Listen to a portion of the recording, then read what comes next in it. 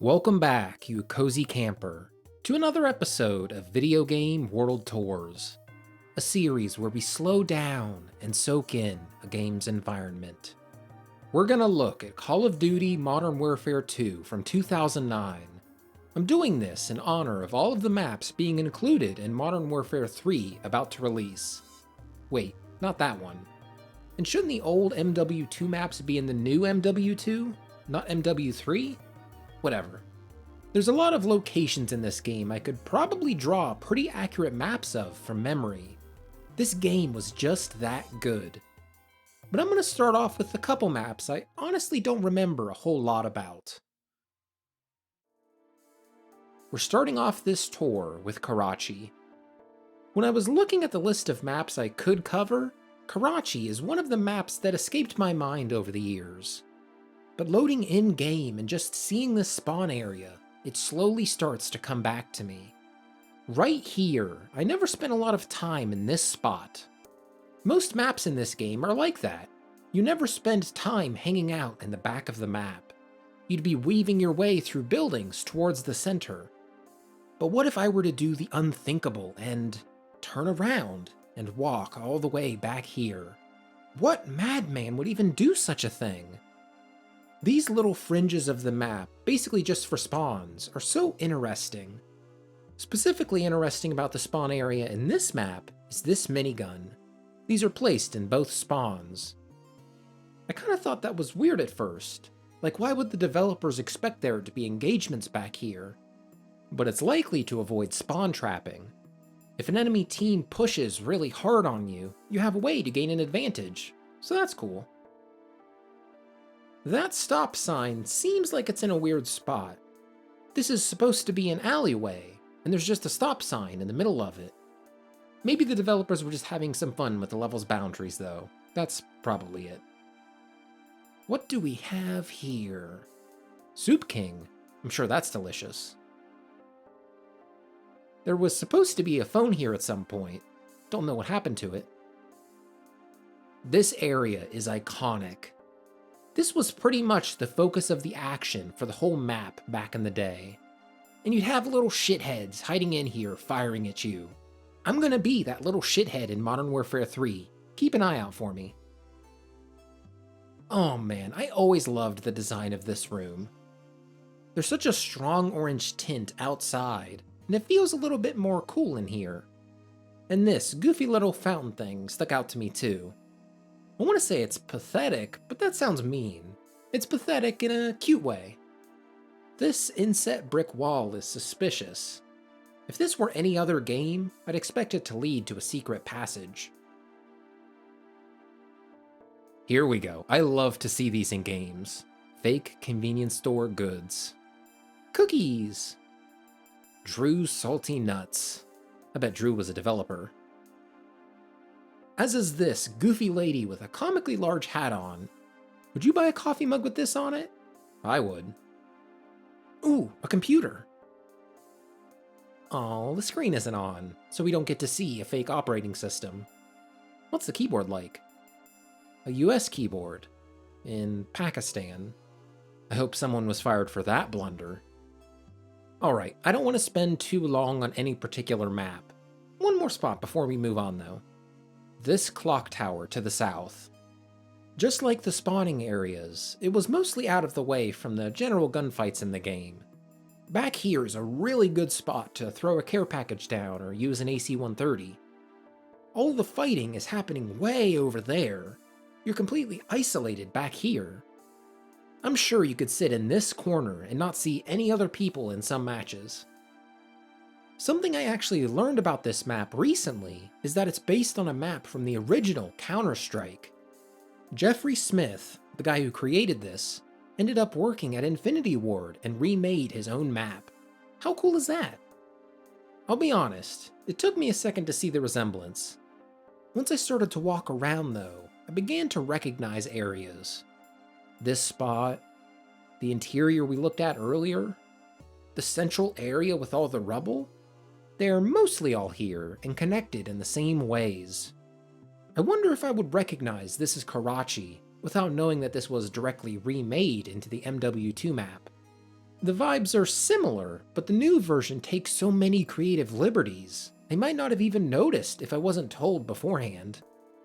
I guess that shows the strength of the map's design, that so many of its landmarks could be dropped into an MW2 map and work so well.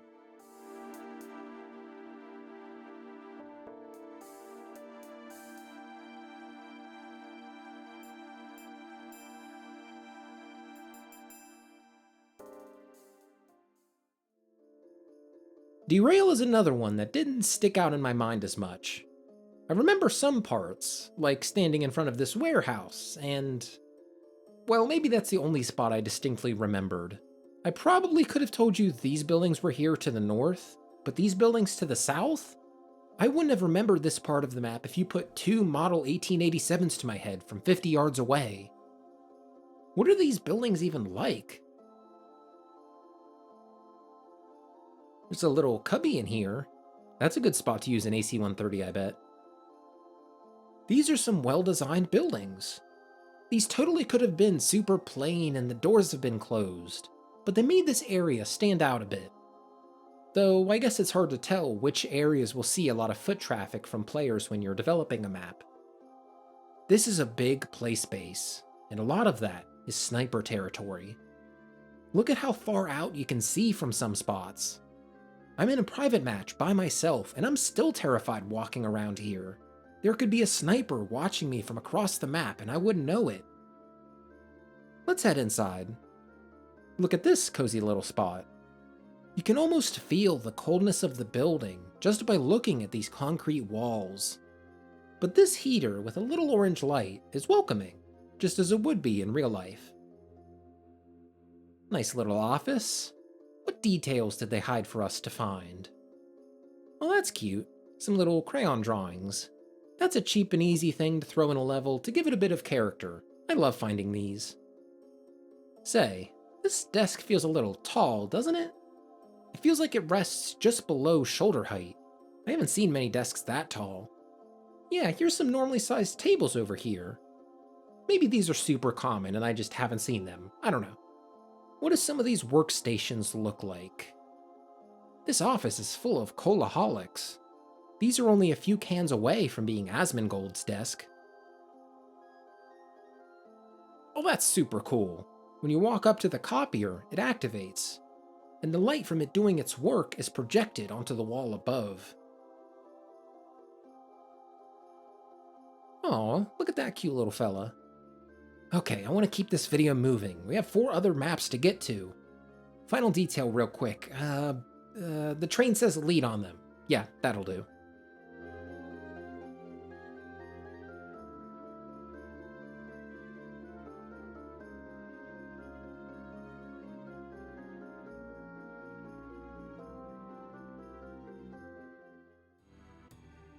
Alright, enough goofing around. Let's look at an iconic map. Rust. Now this is a map that never left my mind. My mental map of this place is just as vivid as it was back in 2009. This corner in the back, this building, and of course, the platform at the very top. Getting up there is super difficult. Every path that leads you to it leaves you exposed from so many different angles, which makes reaching it so rewarding.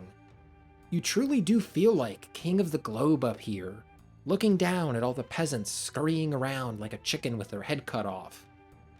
You probably wouldn't last long just standing and staring down, but it's worth it for the view.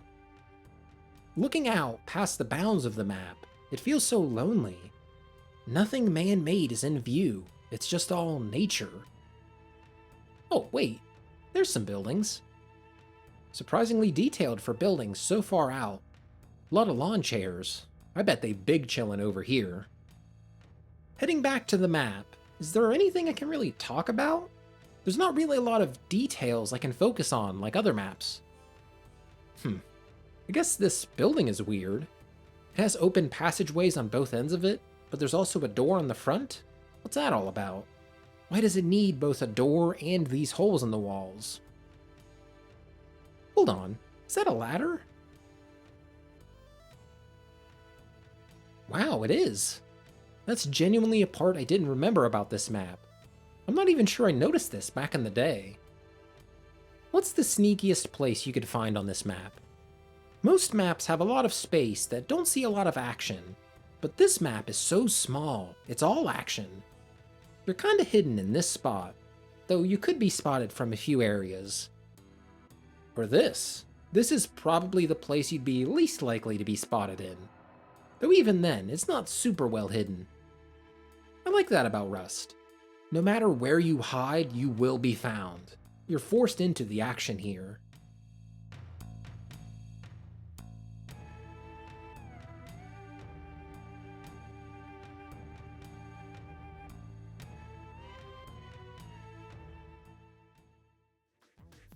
Skid Row is another map that really stuck out in my mind. I could remember a lot of iconic parts of this map. This sightline to one of the spawns. This super long sightline that cuts almost from one side of the map to the other. And this open area to the south with a little playground. Something I didn't really forget, but more so pushed to the back of my mind, were these rooms at the bottom of the map. This is another one of those instances where most of the action stayed on one side of the map, leaving another less visited. The players did occasionally come by here, and this room even has a minigun. Did people use these a lot back in the day? I genuinely can't remember. I feel like they'd be super annoying to deal with, but they seem to have not scarred me mentally. This room is uncanny. Look at how sparsely decorated it is. 2 couches, a desk and chair, some plants on a shelf really close to the ceiling? And why is there a door leading into this apartment from the side? And it looks like these are supposed to be 2 separate buildings, but they're connected inside like it's one unit. Okay, I'm thinking about this too much. Oh man, I forgot about how green some of these rooms are. Look at the lighting from a distance. It looks too bright in there.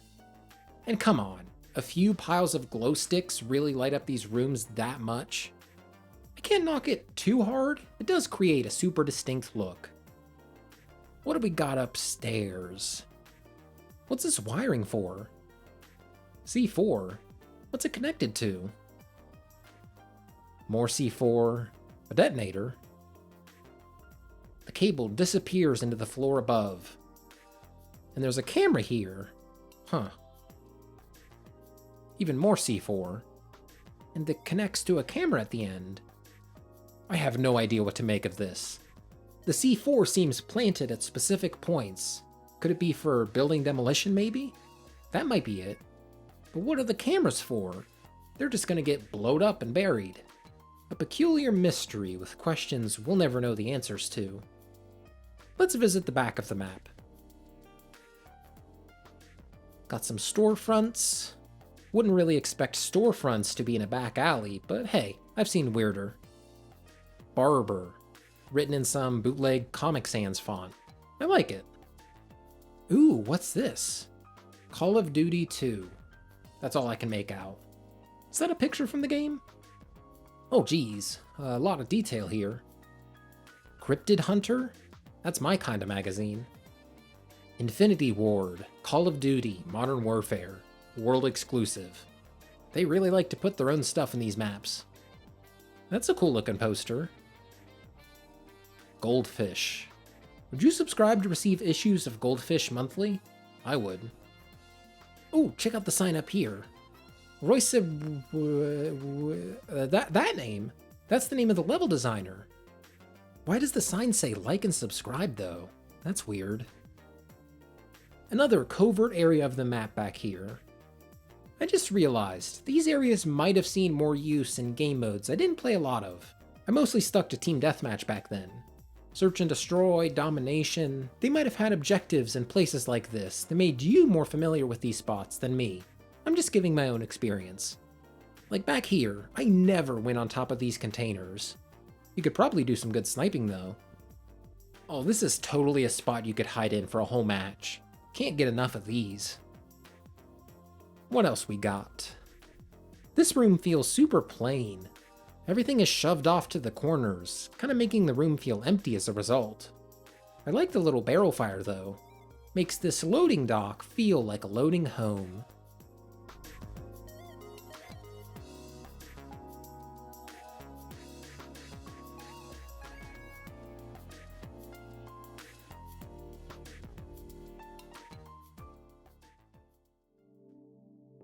I'm throwing a curveball at you and visiting another map I forgot a lot about. But stick around, because after this is my favorite map in the game. Subbase. Like I said, my mental map of this place kind of faded away as time went on. But man, as I'm writing this while walking around and soaking it all in, it's coming back to me. It's like my brain is giving me access to that mental map I formed while playing this when I was younger. You know, as you play games like this, you start to really feel the maps. Everything about it, from the geometry, to the sounds, to where the enemy players hide, it's like that gets hard-coded into your brain and never leaves. It might get harder to access it later down the line, but those neural pathways are still there, just waiting, begging to be used again. I remember spawning down here, fighting on the rooftops, sniping from this room. It's literally that Ratatouille meme. And there's so much I didn't even pay attention to back then. Like, did I ever take notice of these monitors? Or this room? How funny is this? It's completely empty, except for one file cabinet. There's not even doors. And I'm not throwing shade at the level designers. I just think, hold on. You see that? There's a little decal of some snow in front of the door. But on the other door, there's no layer of snow in front of the doorway. I wonder if this indicates that there initially wasn't a doorway here, and for some reason, they decided to add one at some point. While we're back in one of the spawns, I'd like to take a moment to point out this hidey hole behind a shipping container. You could hibernate for the winter here and be safe.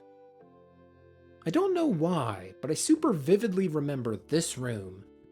It's an area I probably died a lot trying to reach the higher ground, but something about these super steep steps sticks out to me on an aesthetic level, along with this empty space right beside it. There could have at least been a table here or something. I honestly don't have much else to say about Subbase, though it is a map I kind of find myself wanting to play in again. I'm looking forward to see how it holds up in Modern Warfare 3.